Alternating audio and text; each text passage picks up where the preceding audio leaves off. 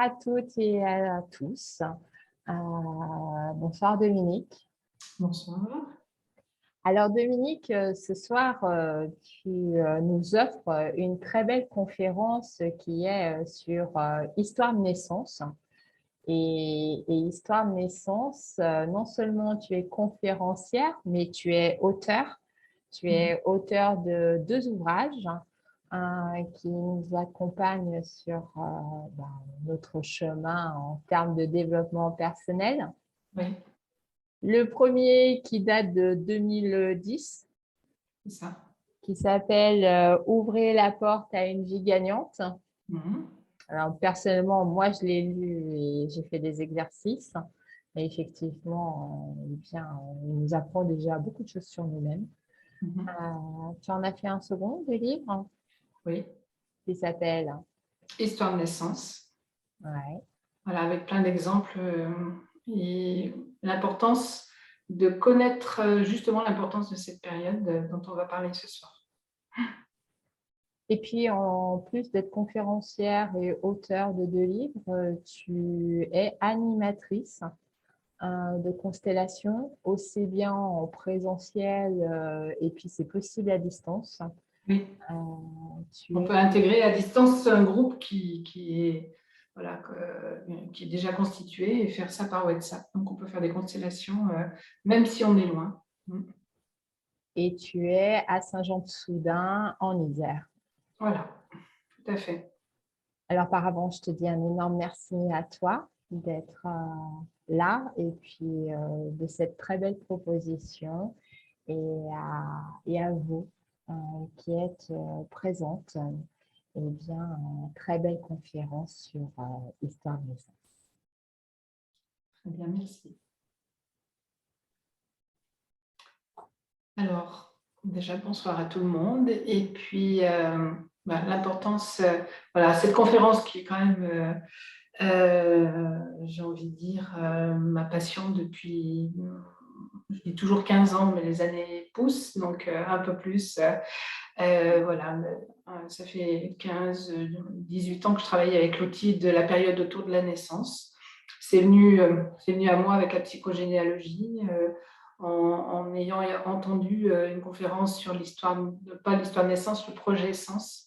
Projet Essence, c'est la période des 27 mois qui a été mis en place par Jean-Philippe Brébion il y a quelques années. Lui, il travaille sur cette période avec les dates de naissance, de conception, c'est vraiment au niveau des chiffres. Et puis, quand j'ai entendu une conférence sur le projet Essence, moi, je recevais à cette époque beaucoup d'enfants et j'ai commencé à étudier ce qu'on me disait, de faire des liens par rapport à ce que les gens me racontaient sur ce qui se passait, soit comment les enfants étaient nés, soit ce qui s'était passé pendant la grossesse. Et là, étant assez curieuse et en aimant bien comprendre, puisque je viens quand même du monde médical, je travaillais 20 ans en pharmacie, je suis allée chercher les infos, je suis allée voir des sages-femmes, des médecins pour qu'on m'explique un petit peu qu'est-ce qui fait qu'on fasse par exemple une césarienne, qu'est-ce qui fait qu'on arrête une maman de travailler, etc. Et c'est une belle richesse que de faire des liens entre les problématiques qu'on peut avoir ou des comportements qui sont plus forts que nous et tout ce qui s'est passé dans cette période. Donc, la période d'histoire de naissance, c'est une période de 27 mois. Alors, je ne m'arrête pas aux 27 mois parce que si on me dit qu'il y a quelque chose qui est voilà, dans les 3 ans, enfin voilà, ça rentrera en compte, je prendrai ce qui est important, mais je me suis basée sur ce que Jean-Philippe Brébion avait marqué parce que 9 mois plus, voilà, on va prendre les 9 mois, cette période d'histoire de naissance, on va prendre le jour de notre naissance, on va prendre les 9 mois de grossesse, ou plus ou moins, selon l'histoire. Et puis, on va prendre les 9 mois avant la conception. Donc, on est déjà à 18 mois avant la naissance et on va prendre les 9 premiers mois de vie. Donc, 18 avant, 9 après, on a 27 mois de cette période qui s'appelle, comme je le disais, projet Essence en psychogénéalogie. Donc, projet des parents d'avoir un enfant ou pas. Et puis, le sens. Et le sens qui a été donné à mon histoire, mais ce n'est pas mon sens personnel, c'est le sens qui a été donné. Et en fait, on va enregistrer tout ce sens-là. Et on va continuer notre histoire, les 27 plus 27 plus 27. Aujourd'hui, on se retrouve tous à un moment bien précis de ces périodes-là. Donc, on peut faire des liens entre la période de cette histoire de naissance, mais aussi avec la période des projets qu'on peut avoir professionnels, des projets de vie, hein, puisque les 9 mois avant la conception, on pourrait dire qu'on est dans la période projet d'avoir un enfant ou pas. Et on pourrait l'associer à un projet.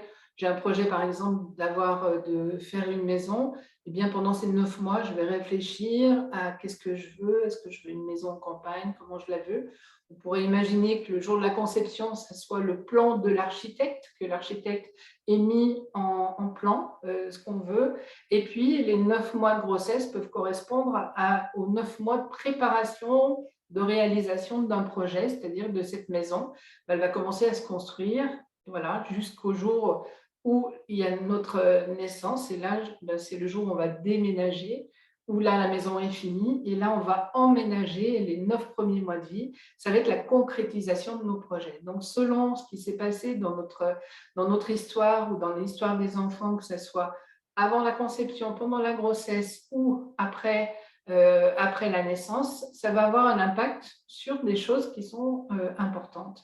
Par exemple, je donne l'exemple, si je suis un grand prématuré, je suis née avant date, un grand prématuré, il est en danger, puisque il faut se battre pour être en vie. Et je vais enregistrer que quand je mets un projet, le projet peut être complètement bien mis en place. Je vais commencer à le construire. Et puis, souvent, les gens vont dire, je ne sais pas pourquoi. À un moment donné, tout s'arrête. Oui, parce qu'une partie a enregistré que si je vais au bout de ce projet, je vais être comme je l'ai été quand j'étais enfant. Je vais être bébé, je vais être en danger. Et peut-être que c'était une question de vie ou de mort. Donc, le projet pourrait m'amener à quelque chose comme mourir. Et tout ce qui est en rapport avec un danger, une souffrance, l'inconscient, il va stopper les choses pour pas qu'on parte dans quelque chose qui pourrait être dangereux, qui pourrait être souffrant. Alors, évidemment, si j'ai 30 ans, je ne vais pas mourir de mettre un projet, sauf qu'une partie de moi, elle n'a pas enregistré que je ne vais pas mourir de ça. Et c'est important de pouvoir comprendre que quelquefois, on pourrait être arrêté, bloqué, pour des raisons qui ne sont pas présentes, mais qui ont été enregistrées comme quelque chose qui est vraiment profondément ancré. Ça, c'est un exemple parmi plein d'autres situations. Et souvent, on va comprendre, par exemple, l'engagement des enfants et des adultes qui n'arrivent pas à s'engager dans la vie. Quand je suis née, je me suis engagée et que je me suis restée coincée. Pour moi, l'inconscient va enregistrer s'engager, c'est égal être coincé. Et comme je ne veux pas être coincée, eh bien, forcément, je vais ne pas arriver à m'engager. Puis après, on va s'en vouloir. Souvent, des choses plus fortes que ces freins-là, justement, on se dit non, mais c'est plus fort que moi, je n'y arrive jamais. Puis j'ai beau faire des efforts et tout, je n'y arrive pas. Évidemment qu'on n'y arrivera pas, sauf le jour où on va comprendre et que ça va se lâcher. Alors, pour les enfants qui sont tout jeunes, jusqu'à 6 ans, il suffit que je raconte l'histoire, que les parents me racontent l'histoire et que moi, je leur dis, tiens, il y a peut-être ça. Et ça peut faire qu'il a peut-être des difficultés à faire ça, etc. Et ça va permettre de comprendre. Et un enfant, lui, il va lâcher tout de suite. C'est OK. Bon, après, pour les adultes, on va faire des exercices qui peuvent se faire. Mais déjà, la compréhension, et quand je fais des conférences, je vois souvent le regard des personnes qui, des fois, ont les larmes aux yeux, etc. Parce que ce que je suis après dire vient résonner et vient faire comprendre quelque chose. Et voilà, simplement déjà la compréhension va nous permettre de libérer et de lâcher des choses. Donc, si on regarde l'histoire de naissance, donc les 9 mois avant la conception, on va regarder dans cette période-là ce qui se passait pour la famille. Dans cette période, ce qui est important, ce n'est pas ce qui se passe réellement, c'est comment ça se vit surtout. Parce qu'il y a des personnes qui vont vivre les mêmes situations, mais d'une façon tout à fait différente. Une maman qui va accoucher par césarienne, alors que c'était vraiment quelque chose qu'elle ne voulait surtout pas parce qu'elle voulait mettre son enfant au monde comme c'est normal, va avoir eu du mal à accepter cette césarienne. Et puis, il y a d'autres personnes qui vont me dire, il y a la césarienne. Donc, quel soulagement quand j'ai su que c'était une césarienne, parce que moi, j'avais tellement peur d'accoucher. Alors, évidemment, il y a 2 césariennes dans les histoires, mais il n'y aura pas les mêmes impacts, puisque c'est comment ça a été vécu qui va avoir plus d'importance. Pour ça, c'est pas ce qui est vécu, c'est parce que on pourrait ne pas être prévu. Par exemple, mes parents ne voulaient pas de moi ou c'était pas le moment. Et puis, selon le contexte, accepter beaucoup plus facilement le fait de ne pas être prévu qu'une autre personne qui va avoir une histoire derrière, qui va peut-être accentuer la souffrance de ne pas être attendue, de ne pas être aimée. Hein, souvent, je vois des gens, l'autre fois, j'ai une dame de 60 ans qui me disait « Ah oui, mais c'est horrible mon histoire, etc. » Et cette personne, elle avait beaucoup de mal à accueillir que plus elle allait accueillir ce qui avait été, qui lui permettait de comprendre beaucoup de choses sur son histoire, plus ça allait se lâcher et plus elle allait pouvoir profiter des choses. Mais la grande peur, hein, c'est comme un deuil, en fait, j'ai envie de dire, le premier deuil de notre vie, c'est le jour de notre naissance, hein, puisqu'on sort du ventre de maman, on n'y retournera jamais, et on va ne plus être dans un liquide amniotique, donc c'est notre première mort pour une naissance. Et bien, quelquefois, il y a des personnes qui vont rester accrochées à l'histoire, qui n'ont pas envie de sortir d'eux, parce qu'en même temps, ça leur donne cette existence d'avoir été dans cette souffrance. Et comme le deuil, souvent, on a peur de faire un deuil, peur d'oublier.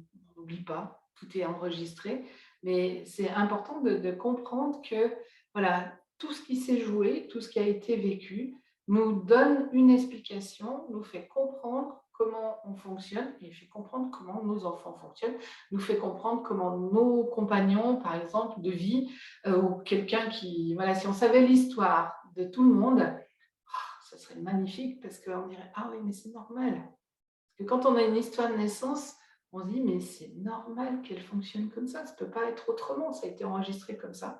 Et ça permet d'avoir aussi beaucoup de tolérance, que d'accueillir et de comprendre que tout ce qui se vit, donc que ce soit la période de naissance ou d'autres périodes, hein, puisqu'il n'y a pas que l'histoire de naissance, mais voilà. Donc, la première période, je reviens, je vais me balader, hein, parce que je laisse venir comme ça.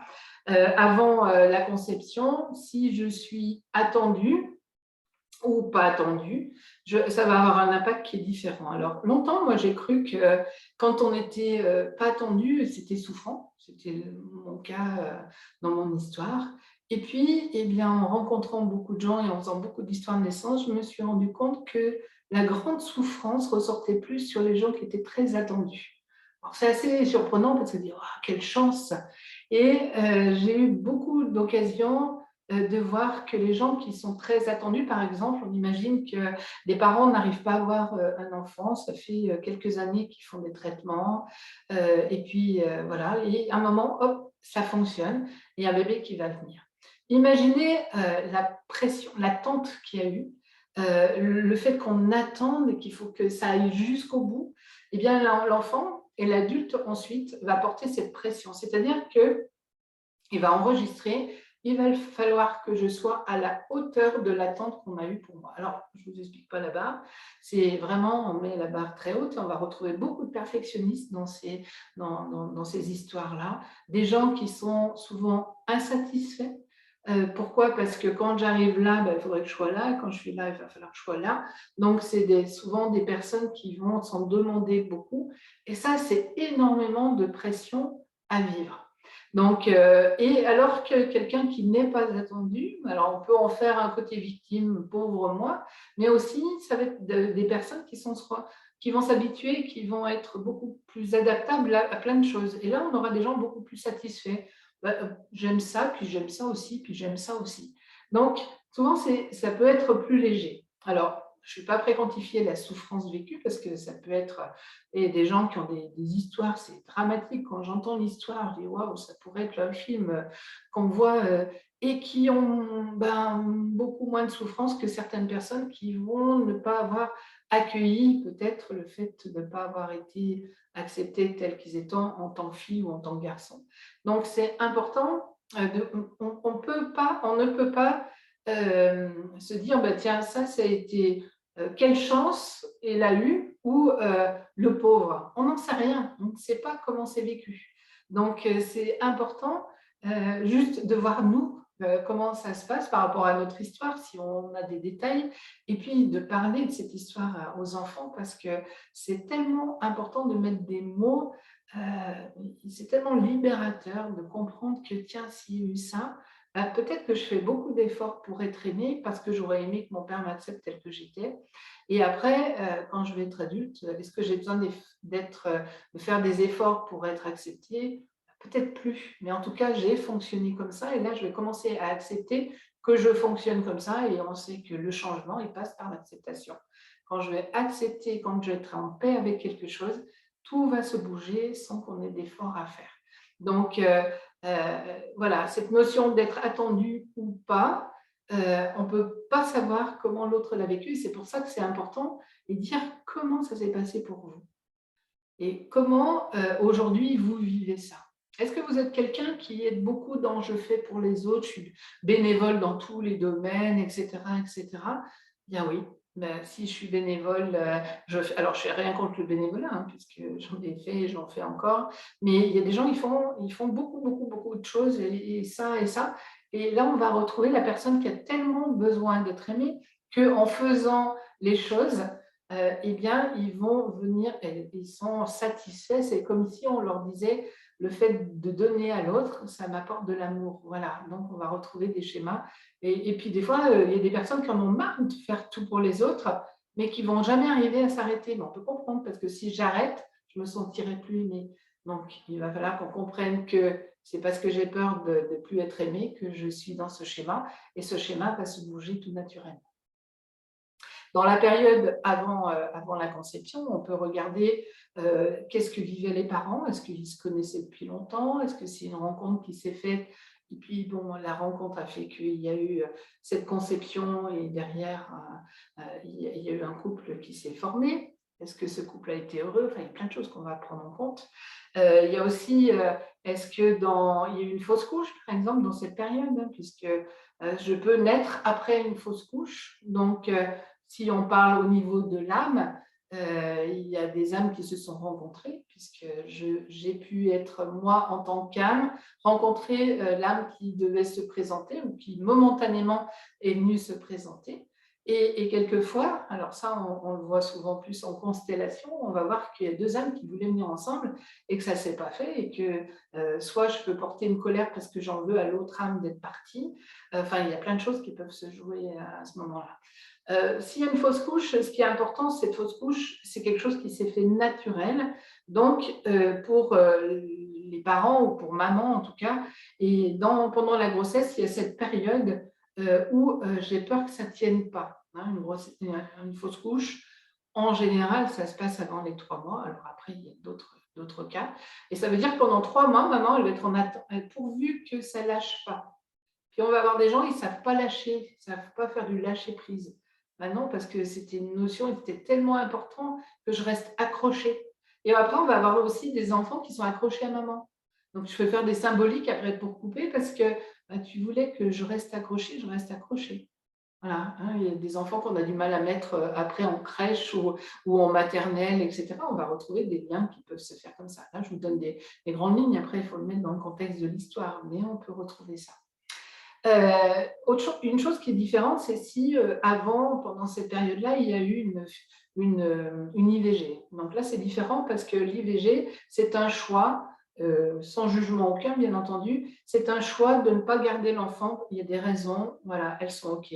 Mais l'enfant qui va venir derrière, lui, il peut enregistrer, on n'a pas gardé celui d'avant, est-ce qu'on va me garder? Et on peut retrouver chez des personnes qui ont vécu des situations comme ça, où il y a une IVG avant, eh bien, une certaine méfiance. On va voir des personnes qui ne font pas toujours confiance, où il faut un temps pour faire confiance à quelqu'un. S'il y a une IVG avant, je vais toujours demander, est-ce que vous êtes quelqu'un de méfiant? 98% des fois, on va me dire, ah oui, comment vous savez ça? Parce que le danger, hein, puisque une IVG, c'est un choix extérieur de ne pas garder. Donc, ça veut dire que l'extérieur, pour moi, pourrait faire que je ne reste pas. Ça sera encore plus marqué, alors, si pendant la grossesse, il y a eu des tentatives de ne pas garder l'enfant. On voit beaucoup ça dans ma génération, les générations. Maintenant, on en voit moins chez les enfants parce qu'on a quand même la chance d'avoir la contraception qui a quand même une grande aide. Mais on va retrouver voilà, des enfants qui sont nés, qui sont devenus adultes et qui vont me dire, mais moi, ma mère, elle a essayé de me faire passer plein de fois. Alors, en même temps, ça donne une force de vie parce que je suis restée, je suis là, puis je me suis bien accrochée. Et en même temps, ça va aussi créer peut-être une crainte ou une peur qu'on puisse atteindre à ma vie. Donc, je peux avoir une notion d'insécurité qui pourrait être là. Donc, on va aussi voir ce qui se passe dans la période des 27 mois, mais que ce soit les 3 parties, ce qui se passait aussi au niveau de la société. Si je suis née dans une période de guerre, ou si je suis née en 68, ou si je suis née en 2000, ou si je suis née les enfants qui vont naître, et là on commence à voir 2020 avec toute la pandémie, on n'aura pas la même histoire, on n'aura pas la même notion, parce que ce qui s'est vécu au niveau de la société va avoir un impact. Si, par exemple, je vais prendre la pandémie, selon comment ça a été vécu par la famille, va avoir un impact, mais en sachant que même si moi, je suis sereine, je me dis non, c'est OK, tout se passe bien, mais que dans le monde entier, les gens s'inquiètent, ou il y a des peurs, ou il y a des choses comme ça, on va enregistrer quand même que on peut avoir des craintes, il peut y arriver à tout moment, il y a quelque chose qui peut venir, il peut y avoir un virus qui vienne et qu'on puisse atteindre à la vie et à la sécurité des gens. Donc, on va peut-être avoir des enfants. En tout cas, l'important, ça va être simplement de pouvoir déjà expliquer, de voir comment ça a été vécu pour les parents aussi, mais de pouvoir rassurer, j'ai envie de dire, les enfants à venir, ils vont avoir besoin d'être rassurés, ou peut-être, je me dis que comme la vie est merveilleusement bien faite, peut-être que ces âmes étaient déjà préparées à ce qui se passait, que pour elles, ça va passer, voilà, ça va être OK.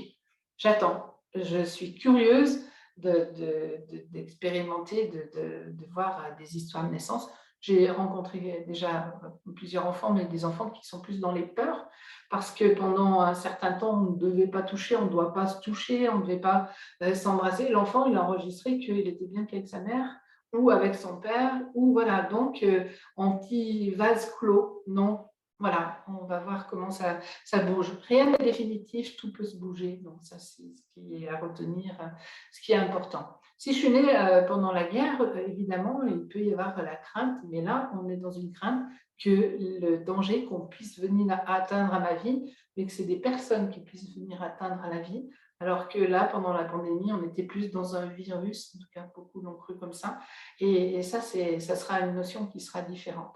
Si je suis née en 68, où là, c'était la révolution de tous les changements, je devrais être prête à bouger beaucoup de choses et avoir envie que ça change. On aura sûrement plus de facilité à changer si on est né en 68 que dans les années 40. Il y a plein de choses qui sont importantes.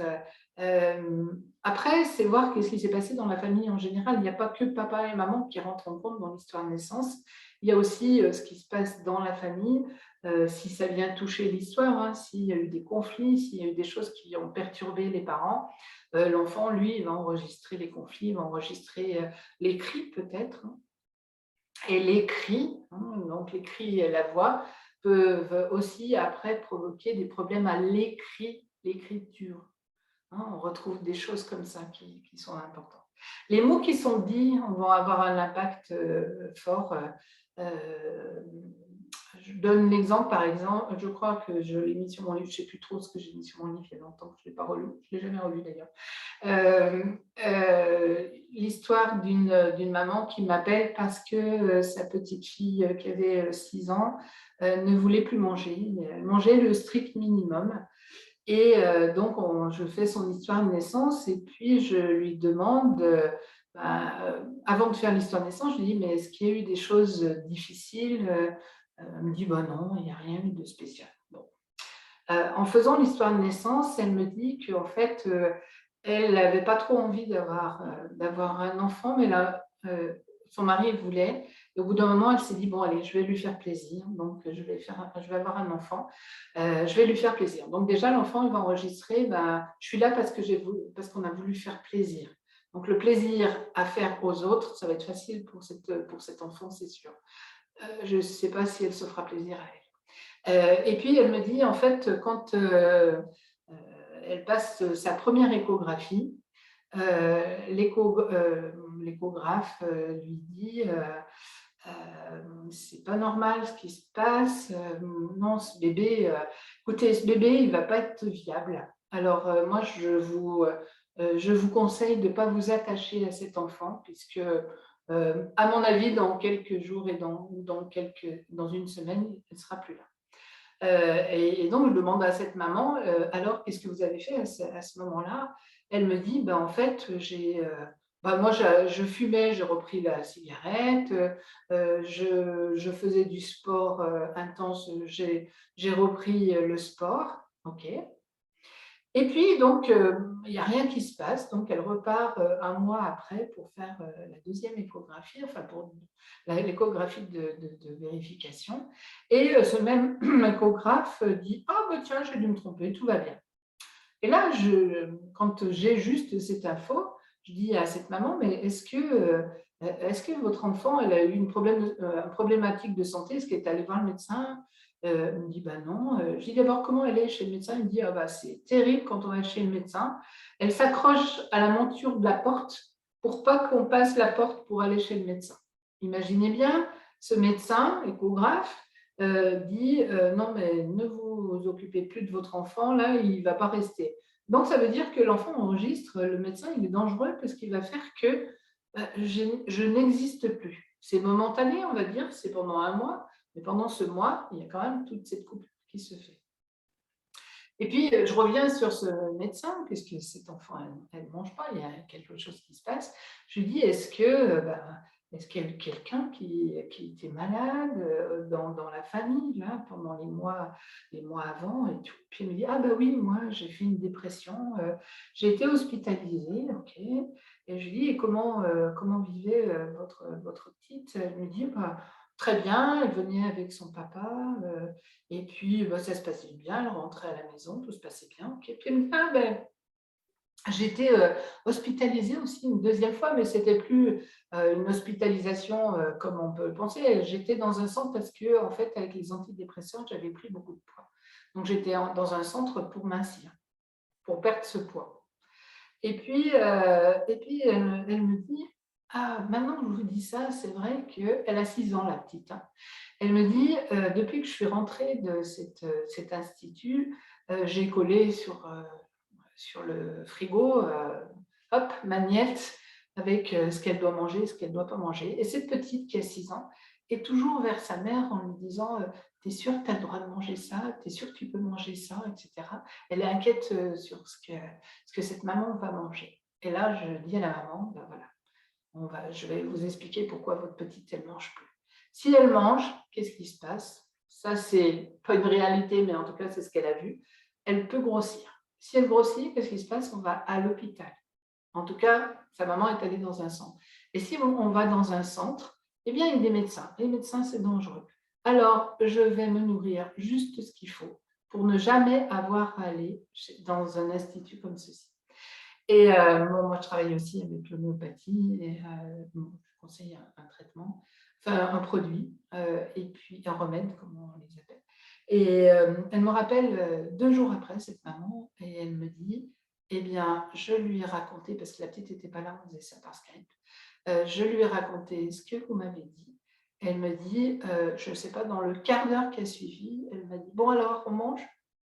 Et ça a été terminé. Elle n'avait plus ce risque-là, puisque c'était important de faire remarquer qu'elle n'était pas, c'est pas parce qu'elle allait manger qu'elle allait grossir, parce que c'est pas une réalité, et que c'est pas parce qu'on grossit qu'on va forcément dans les hôpitaux, et c'est pas parce qu'on voit des médecins que ces médecins sont dangereux, mais que ce médecin n'a pas eu les mots qu'il fallait.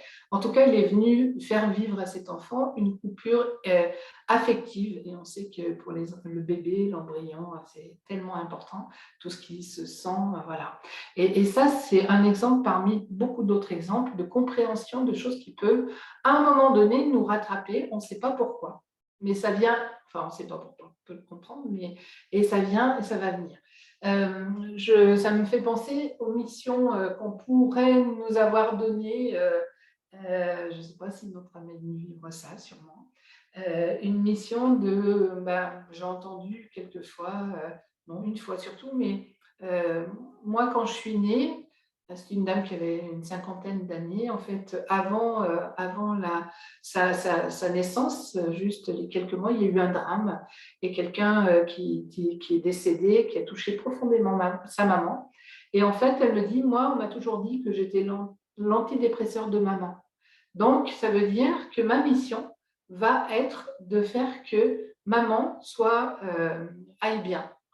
Et donc, elle a une cinquantaine d'années, cette dame, et je lui dis, et comment ça se passe quand vous partez en vacances par rapport à votre maman? Elle me dit, je ne sais pas pourquoi, je ne sais pas comment, quand vous partez en vacances, votre maman, elle fait quoi? Ah non, mais maman, elle est toujours venue avec nous en vacances. Je lui dis, heureusement, parce que imaginez, si vous vous éloignez de votre maman, comment pouvoir être un antidépresseur si on s'éloigne?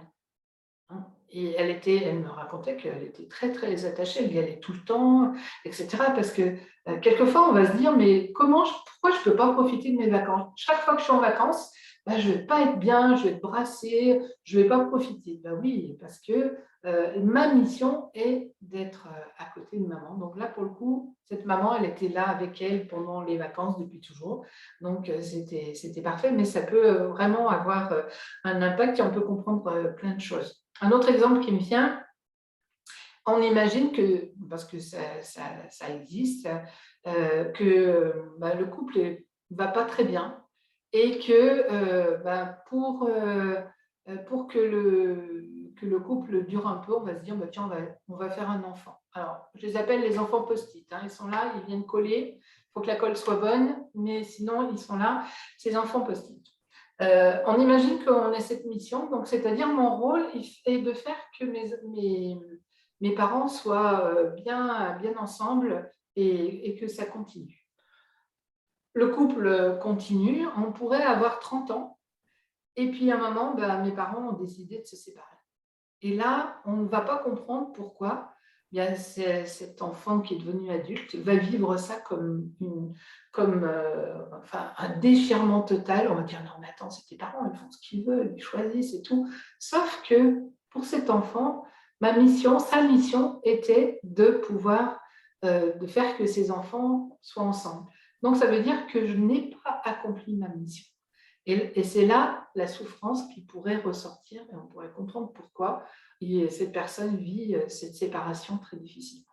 Voilà, du coup, j'étais dans ces missions. Il y a plein de missions qui peuvent être données. Ça va être, voilà, c'est intéressant de voir si j'ai une mission, parce que cette mission, finalement, comme on parlait au début, le projet Sens, ce n'est pas mon sens de vie, c'est le sens qui m'a été demandé, mais je n'ai pas forcément ce sens.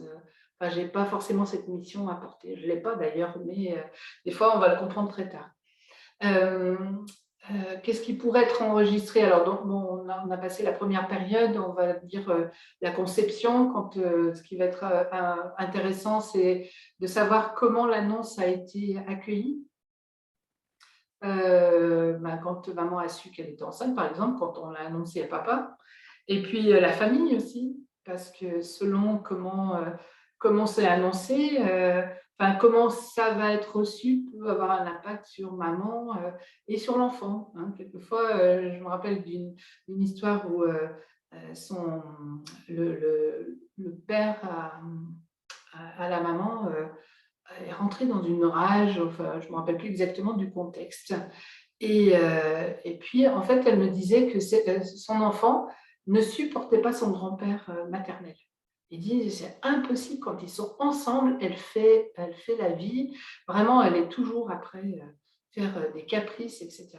Et en fait, elle faisait ressortir à ce grand-père parce qu'elle avait, tu veux pas de moi, tu n'étais pas content, je vais te donner des raisons de ne pas l'être, par exemple. Voilà, ça peut être des choses comme ça.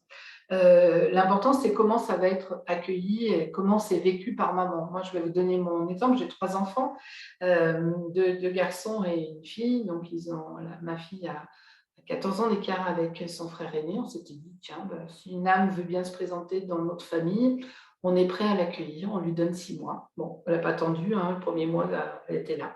Des fois, elle me dit, oui, pourquoi tu m'as fait si tard? Je lui dis, écoute, désolée, mais quand on t'a demandé si tu voulais venir, tu es venue tout de suite. Voilà. Et puis, donc, on a attendu, bien entendu, pour annoncer la nouvelle que tout le monde soit là, donc pour un Noël. Et tout le monde est là, on est super content, on annonce ça. Et il n'y a qu'une seule personne qui réagit mal. La personne la plus importante pour moi, c'est mon père. Qui dit, mais vous êtes complètement fou maintenant, vous êtes tranquille. Enfin bon, bref, le truc. Et ce que je ne fais pas comme lien, c'est que quelques jours après, je commence à avoir des nausées. Je n'ai jamais eu de nausées pour mes 2 aînés et tout. Et puis, bon, en thérapeute, on est souvent bien placé pour se poser des questions, mais on ne trouve pas les réponses. Hein. Je ne sais pas si ça marche pour vous aussi, mais c'est les autres qui vont trouver pour nous, c'est mieux. Donc, j'essaye de regarder, de décoder et tout, je ne trouve pas. Jusqu'au jour où je rencontre une de mes anciennes voisines. Et que, alors moi, j'ai 39 ans hein, quand je vais avoir ma fille. Et que je rencontre mon ancienne voisine, et puis je lui raconte, je lui dis, bon, alors ouais, on va avoir un enfant, et je suis déçue parce que papa a mal réagi, et elle me dit, mais vous ne pensez pas qu'il a peur de ne pas voir son enfant assez longtemps, parce que bon, mon papa avait déjà 70 ans. Et à ce moment-là, je me dis, ah oui, mais c'est ça, nausée terminée. J'avais digéré l'histoire, j'avais compris que, est-ce que c'était ça ou pas, peu importe. L'important, c'est que cette réponse m'a donné, ah ok, c'est normal, ok, et voilà, et plus de nausée. Donc, comme quoi les choses peuvent brasser, et quand on va comprendre, est-ce que c'est la réalité, peu importe, l'important c'est que c'est fait bouger les choses, et qu'après, j'ai continué ma grossesse merveilleusement bien, comme toutes les grossesses que j'ai eues. Et que c'était une relation particulière d'Ama, mais c'est vrai que c'est la richesse de connaître tout ce qu'on fait, ce que je n'ai pas pu avoir pour mes enfants aînés. D'ailleurs, mon fils aîné, c'est grâce à lui que je suis aujourd'hui thérapeute dans les enfants, dans la relation, dans l'histoire de naissance, puisque ma grosse problématique à moi, c'était ma mère, hein, ma mère qui voulait pas d'enfants, mais qui a eu des jumelles et c'était compliqué, etc. Et quand je suis devenue maman, et bien moi qui disais toujours, ma mère, je l'avais pas, je m'en fous, ce qui était pas du tout, ce qui était une réalité au moment où je l'exprimais parce que je sentais absolument rien, sauf que quand je suis devenue maman, tout ce qui était douloureux, qui avait été bien enfoui, sont remontés. Et c'est là où j'ai commencé à avoir des problèmes de santé, d'avoir des douleurs aux épaules, de ne pas pouvoir porter mon enfant pendant presque 3 ans. Et étant dans la pharmacie, j'ai tout essayé, ce qu'on pouvait essayer au niveau médical, intervention, opéré 2 fois, jusqu'au jour où j'ai rencontré le médecin qu'il me fallait, qui m'a dit, vous savez, j'ai déjà vu des problématiques physiques liées au psychique. N'importe quoi, ce qu'il me raconte. Mais en même temps, j'avais tellement mal qu'il fallait que je trouve une solution. La médecine ne m'avait pas pu m'aider. Et en fait, oui, avec une psychothérapie, j'avais compris que c'était la relation à ma mère et que moi, en devenant maman, eh bien, je voulais surtout pas être comme elle. Donc, il valait mieux pas que je prenne mon bébé dans mes bras. Et j'avais mal aux épaules, hein, donc impossible de prendre mon enfant.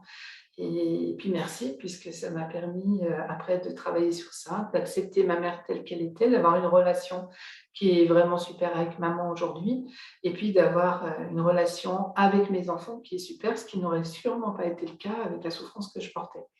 Mais en devenant maman, et ça c'est dans l'histoire de naissance, non seulement on va décoder des choses pour l'enfant, mais souvent c'est beaucoup les mamans et les papas qui vont travailler aussi leur histoire.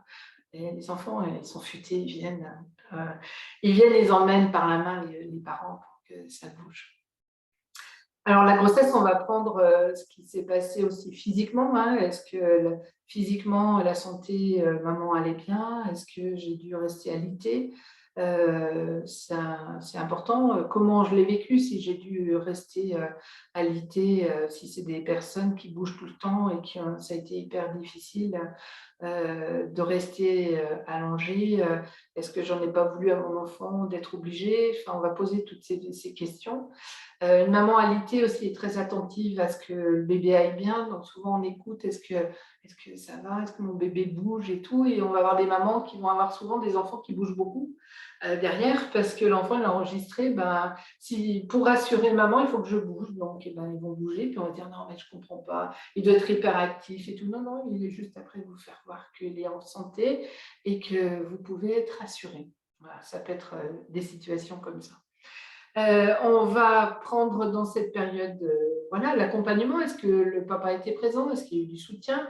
Le soutien aussi médical, comment ça a été vécu? Donc, on va noter un petit peu toutes ces choses-là. Puis, on va arriver aussi donc, à la période de l'accouchement. L'accouchement, ça va avoir un lien direct avec tous les changements, le changement de vie, puisque c'est notre premier changement. Comme je le disais au début, c'est notre première mort pour aller renaître à autre chose.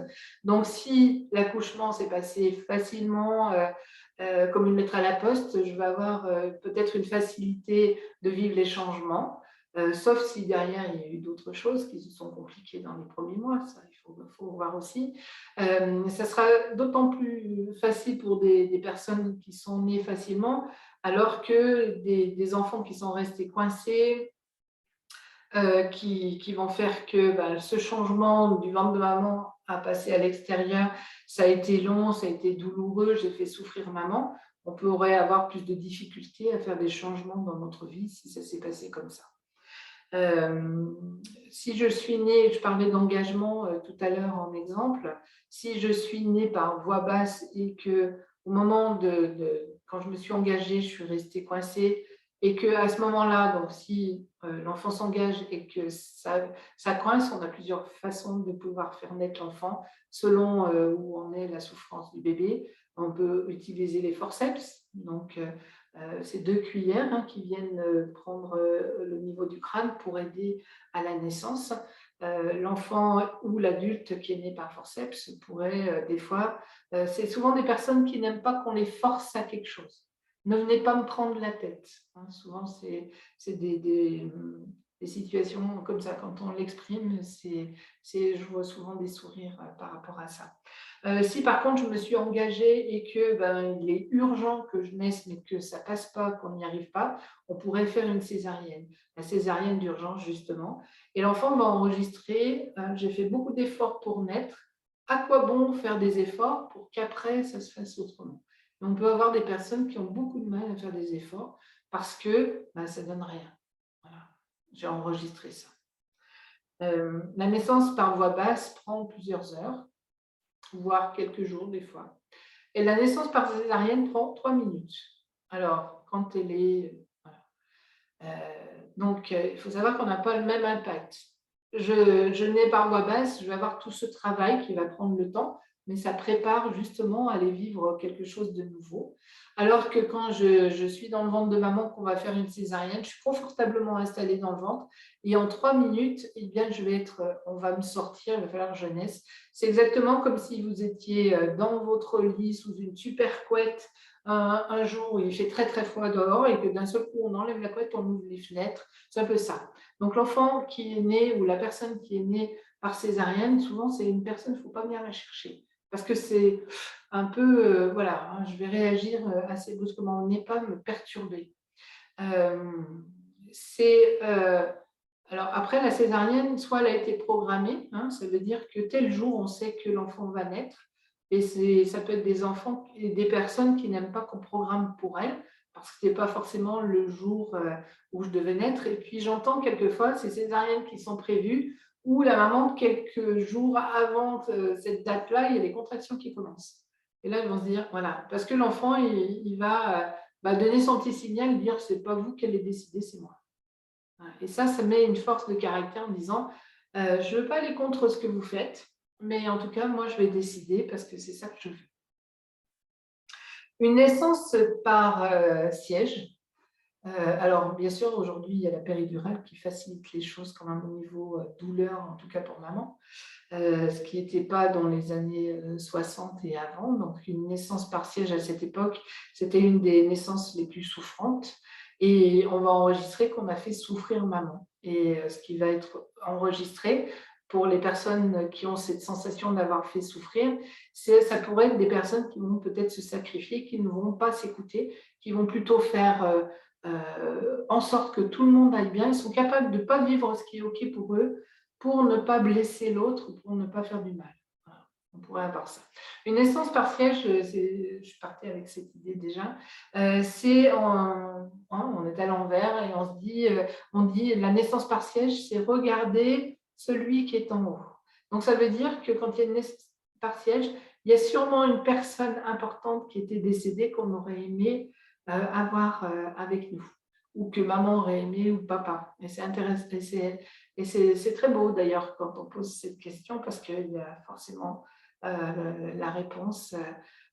Oui, bah oui, j'aurais tellement aimé que mon grand-père, ou que présenter mon enfant à maman qui n'est plus là, etc. C'est un petit clin d'œil. Autrefois, j'avais une petite fille la maman venait parce que cette petite, elle est triste, et depuis très longtemps, et on ne sait pas pourquoi, etc. Et dans l'histoire de naissance, donc le papa de maman, donc le grand-père maternel, décède pendant la grossesse. Et cette maman me dit, mais j'aurais tellement aimé présenter ma fille, que mon papa puisse voir ma fille. Et je vois cette petite qui a les larmes aux yeux. Elle ne l'a pas connue, hein, elle a 8 ans. Son grand-père est décédé quand elle était dans le ventre de sa maman. Et puis je la regarde, je lui dis, bien sûr que si, tu l'as connue. Alors, maman, comment? Je lui dis, bah, tu sais, avant de naître, on est dans le monde de l'âme. Et quand on est dans le monde de l'âme, on vit des choses. Et quand on s'en va, quand on va mourir, bien, on va aussi aller dans le monde de l'âme. C'est-à-dire que ton grand-père, lui, il est parti dans le monde de l'âme quand toi, tu y étais. Donc forcément, tu l'as rencontré là-bas. Et je peux te dire que c'est une sacrée chance de rencontrer quelqu'un dans le monde de l'âme. Et là, j'ai vu un sourire magnifique. Et je sais que ça a déprogrammé les choses. Et j'ai trouvé, c'est la première fois, alors que ça fait quand même plus de 15 ans que je fais des consultations d'histoire de naissance, et que ce n'est pas rare qu'il y ait des décès, etc. Et c'est la première fois que ce lien me vient. Et je me dis, mais c'est génial, ça, il faut réellement l'exprimer comme ça. Et cette tristesse que cette petite portait, eh bien, c'était le regret, la tristesse que maman avait de ne pas avoir pu présenter sa fille à son papa, alors que dans le monde de l'âme, eh bien, tout ça, c'était fait. Voilà. Je me réjouis de faire des histoires de naissance, c'est tellement beau. Voilà, un exemple. Alors, dans les naissances, il y a les naissances avec le cordon autour du cou. Donc, le cordon autour du cou, il faut voir un petit peu l'importance que ça avait, hein, puisque le risque du cordon, c'est que si maman pousse, le bébé va être étranglé, ça peut le faire mourir. Quelquefois, il est juste là, la sage-femme va le défaire et tout est OK. Donc, l'enfant qui enregistre, si maman pousse, je risque de mourir, c'est un enfant ou un adulte après qui n'aimera pas qu'on le pousse. Donc, pousser pas que physiquement, lui dire, bon, allez, il faut que tu y ailles, allez, il faut que tu… Voilà, pousser dans ce sens-là, ce sera quelque chose qui sera impossible, parce que lui, il enregistre ou elle enregistre que si on me pousse, eh bien, je risque d'être étouffée ou je risque de mourir. Bon, là, je prends un extrême quand même, hein, mais on peut enregistrer aussi avec le fait que si maman pousse, je risque d'être en danger. Quelquefois, une réaction face à maman, ça peut. Si dans l'histoire qui remonte, il y a des colères et des rages contre les mamans ou contre la femme, ça pourrait être quelque chose qui vienne se réveiller. Voilà. Qu'est-ce qu'on va prendre après en compte? Donc, ça, c'est l'accouchement. Il y a tellement de choses à dire sur l'accouchement. Et les 9 premiers mois de vie, on va regarder bien comment ça s'est passé, qui a gardé l'enfant, comment ça a été vécu par maman. Est-ce que maman, quand cet enfant est né, elle a été tout de suite en joie? Est-ce qu'il lui a manqué quelque chose? Parce qu'il y a un enfant qui peut… une naissance que je n'ai pas exprimée, c'est l'enfant qui naît et qu'on va mettre en couveuse, hein, même si l'enfant est mis en couveuse pour sa sécurité, lui, l'enfant, il ne va pas analyser c'est ma sécurité. Ce qu'il va enregistrer, c'est cette coupure et où est maman, et quelquefois cette blessure d'abandon, je me sens abandonnée, ou ce sentiment de solitude. La couveuse, elle peut être vécue comme de deux façons, c'est-à-dire soit eh bien, je me suis sentie seule et abandonnée, soit j'ai créé ma bulle et du coup, je me suis sentie en sécurité dans ma bulle qui était la couveuse. Et on va voir souvent des gens, vous savez, qui sont bien dans leur bulle. On a l'impression qu'ils seraient tout seuls, tout va bien. Voilà, hein, ça peut être cette notion. Ça, c'est la notion, moi j'ai une sœur jumelle, donc je suis née en 62, et donc à cette époque, bien sûr, pas d'échographie, et le jour où maman va pour accoucher, c'est là où ils se rendent compte qu'il y a deux enfants. Au grand drame de mon père qui voulait un garçon et qui va avoir deux filles. Mais bon, maman fait un coma, donc elle est dans le coma et on est mis en couveuse. Et bon, ben, moi, longtemps, j'ai cru que quand on était en couveuse, ben, forcément, si on était jumelles, on devait être ensemble. Ben non, ce n'était pas le cas à cette époque. On était chacune séparées. Euh, voilà. Et il y a quelques années, donc moi j'ai 60 ans, je crois que j'avais 54 ou quelque chose comme ça, ma sœur ma sœur jumelle qui vit d'ailleurs pas très loin de chez moi, donc, mais on n'avait jamais habité à plus de 50 km. Donc voilà. Souvent on me disait, non mais toi tu protèges ta sœur. Vas-y, sûrement pas. En aucun cas je la protège, en aucun cas je m'inquiète pour elle. Et puis un jour elle m'annonce qu'elle va partir, qu'elle va rejoindre sa fille à Nancy. Donc de chez moi à Nancy c'est 500 km. Hein, donc voilà. Donc je suis super contente parce qu'elle a rencontré quelqu'un, elle va voir sa fille. Donc je suis super contente de tout ça. Puis pour la symbolique, je sais, je connais l'histoire de naissance à cette période. Je lui dis, tu sais pas, je vais déménager avec toi, je t'accompagne et je reviendrai par le train. Ce qu'on fait, on part avec le camion et moi je reviens par le train. Tout se passe bien, super. Et puis le lendemain, je suis chez moi après boire mon café. Mon fils aîné m'envoie un petit message. Il dit alors, l'âme, ça va? Et là, d'un seul coup, il y a quelque chose qui monte. Mais vraiment, c'est pas une tristesse, hein, c'est un déchirement et quelque chose. Je dis, mais qu'est-ce qui se passe?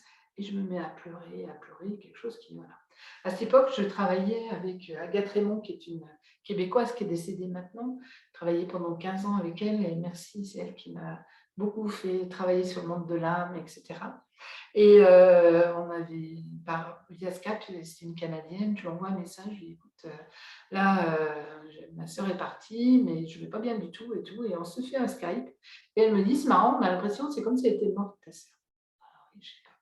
Et à ce moment-là, je prends contact qu'en fait, ben, je revis ce que j'ai vécu quand maman, quand on est né, en fait. On est séparés. Sauf que là, moi, j'ai plus 50 km de distance, j'ai 500 km. Et ce que tous les gens me disaient depuis longtemps, que j'étais là, que je protégeais ma sœur, se révèle comme une vérité. C'est-à-dire comment je peux protéger ma sœur alors qu'elle est à 500 km. Et en sachant que quand on est né, ma sœur avait, on est né à 7 mois et demi. Moi, j'avais un poids complètement correct. Je faisais 2,7 kg aujourd'hui. Je n'aurais pas eu besoin de couveuse et je ne suis pas sûre que j'en avais besoin. Mais pour ma sœur, on a fait la même chose. Elle avait les ongles qui n'étaient pas finis. Il y avait des choses qui, voilà, elle, alors que moi, je n'avais pas de problématique de ce côté-là. Et, et puis, donc moi, persuadée que elle, à distance, elle vit la même chose que moi. Moi, je suis déchirée.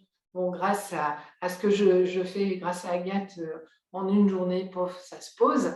J'appelle ma sœur en lui disant alors, comment tu vas et tout. Ah bah, super bien et tout. Je lui dis ça va. Le fait d'être éloignée, bon, non, tout va bien. En fait, ma sœur vit ce qu'elle a vécu dans la couveuse. Elle est dans sa bulle. Et c'est vrai que c'est évident qu'elle a toujours été dans sa bulle. Elle a son chien, son chat, tout va bien. Alors que moi, et pendant longtemps, il fallait que j'ai du monde avec moi, il fallait que je sois occupée, que j'avais les télés à fond parce qu'il fallait du bruit. Voilà. Et là, je revis, et là, je me dis, waouh, c'est exactement ce que j'ai senti quand je suis née, en fait. L'inquiétude, donc il n'y a plus maman, puisque déjà, elle est en coma, donc on ne la sent plus. Et après, je suis dans une boîte, excusez-moi, mais c'est le mot que j'utilisais, je suis dans une boîte, je ne sais même pas où elles sont. Et cette inquiétude et tout. Et je me suis dit, 50 ans après, ben voilà, ça se réveille par cette séparation. Bon, merci de connaître tout ça, ça permet de lâcher. Ça m'a permis aussi de comprendre que, ben voilà, de mettre des mots encore plus sur comment on est né, la couveuse, comment ça peut se vivre. Alors là, on a l'exemple complet d'avoir les deux parties différentes, la bulle et ou la peur d'être seule et d'être abandonnée. Voilà. Tu n'as pas parlé du prénom. Oui, alors les prénoms, intéressant de savoir qui a choisi le prénom et pourquoi. Est-ce que je porte le prénom de ma grand-mère qui est décédée quelque temps avant moi? Est-ce que je porte un prénom? Quel impact il a ce prénom, hein? Je peux porter l'histoire. Alors des fois en premier prénom, je vais avoir un prénom qui, voilà, parce qu'on a choisi, puis je vais porter le prénom de mes parents, mes grands-parents, des grands-pères ou des grands-mères.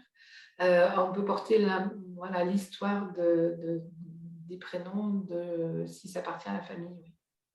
Après, pourquoi ça a été choisi, c'est intéressant. Après, il y a des personnes qui décollent les prénoms. Alors ça, moi, je vais avoir les grandes lignes, hein, comme Sylvie, si elle vit, on va retrouver des choses entre la vie et la mort, des choses comme ça. Mais je ne suis pas spécialiste dans les prénoms. Il y a des gens qui sont très bien, qui décodent ça très bien. Mais ça a un impact, les prénoms.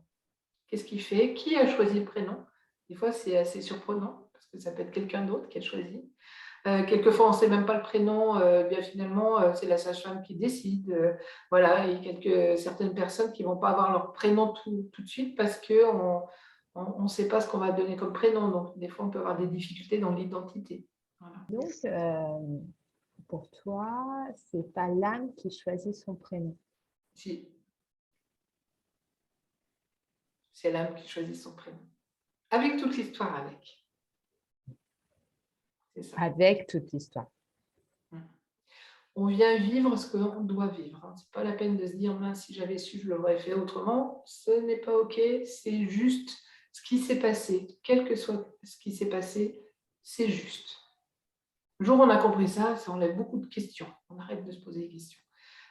Parce que le choix qui est fait au moment où c'est fait, au moment où on a fait un choix. Et le choix, à ce moment-là, était juste. Évidemment, 5 ans, 10 ans, 20 ans après, on va se dire « Non, j'aurais jamais dû faire ça », sauf que je ne suis pas à la même période. Donc, mais l'âme vient vivre son expérience. Alors, ce qui est bien, c'est que elle vient vivre, dépasser certaines choses et tout. Donc, avec le travail que l'on fait sur soi, ça permet de libérer et faire que l'âme, elle sera de plus en plus allégée de l'histoire. Mais on vient vivre ce qu'on devait vivre. Ça ne donne pas raison aux souffrances, mais le jour, c'est évident que si vous avez quelqu'un qui a vécu quelque chose d'atroce, on ne va pas dire « Oui, mais ton âme est venue vivre ça ». Sûrement pas, on n'a pas le droit. Mais en même temps, c'est une réalité. Mais c'est important qu'on comprenne, au lieu d'avoir des regrets, de se dire bah, « Si j'avais su, puis si j'avais eu ma mère comme ça ». Et je trouve que d'ailleurs, tu le fais en individuel, l'histoire de naissance. Oui, en consultation, je fais l'histoire de naissance, le décodage d'histoire de naissance en consultation. Oui, mais... ou en stage, quelquefois. Je vais avoir un stage là en juillet, histoire de naissance, où on va faire sur 2 jours. Donc, on va décoder les histoires de naissance, enfin, je vais décoder les histoires de naissance des personnes qui seront présentes. Le samedi et le dimanche, on met en scène, donc on fait les constellations suite à ce qui va ressortir des décodages, ce qui va être le plus marquant. Et voilà, on va faire. Voilà. Merci à toi.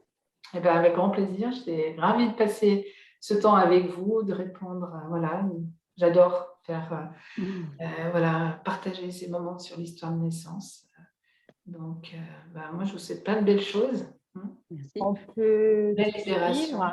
On peut te suivre, on peut te retrouver sur Facebook, Histoire de naissance.